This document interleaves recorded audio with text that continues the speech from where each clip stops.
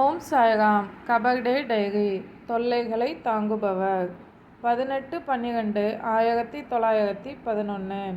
எனது தொண்டை நேற்று இருந்ததை விட நலமாக உள்ளது. வழிபாட்டுக்கு பின் நான் திரு சிக்னே, வாமன்ராவ் பட்டேல், துர்வேஷ் சாஹிப் ஆகியோருடன் பேசிக்கொண்டு அமர்ந்திருந்தேன். அவருடைய முழு பெயர் துர்வேஷ் ஹாஜி முகமது சித்திக் கல்யாண் என்பதாகும். நான் சாயி மகராஜை வெளியே கிளம்பி செல்லும் போதும் பின்னர் மசூதிக்கு அவர் திரும்பி வந்த போதும் பார்த்தேன். நான் உணவு உண்டு வேப்பமரத்தின் நறுமண தென்றலை ரசித்து நன்கு அனுபவித்து கொண்டிருப்பதாகவும் அவரோ எல்லாவிதமான தொல்லைகளையும் தாங்கிக் கொண்டிருப்பதாகவும் தூக்கமில்லாமல் இருப்பதாகவும் கூறினார்.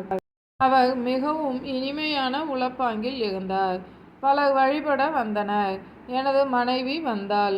மதிய ஆரத்தி முடிந்ததும் நாங்கள் திரும்பினோம். உணவுக்கு பின் ஹாஜி சாஹிப், பாபு சாஹிப் ஜோக் மற்றுமுள்ளோரிடம் பேசிக் கொண்டிருந்தோம். மாலை நேரத்தின் போது மசூதிக்கு சென்று சாயி மகராஜ் அருகில் அமர்ந்தோம்.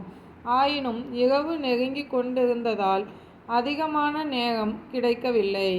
எனவே நாங்கள் அங்கிருந்து நீங்க விடை கொடுத்தார். சாவடிக்கு முன்னால் நின்று வழக்கம் போல் அங்கிருந்து வணக்கம் செலுத்தினோம். எங்களது இருப்பிடத்திற்கு திரும்பி பீஷ்மாவின் பஜனையை கேட்டு கொண்டு அமர்ந்திருந்தேன். ஓம் சாய்ராம். சாயின் வார்த்தைகள் மீது நம்பிக்கை வைப்போம்.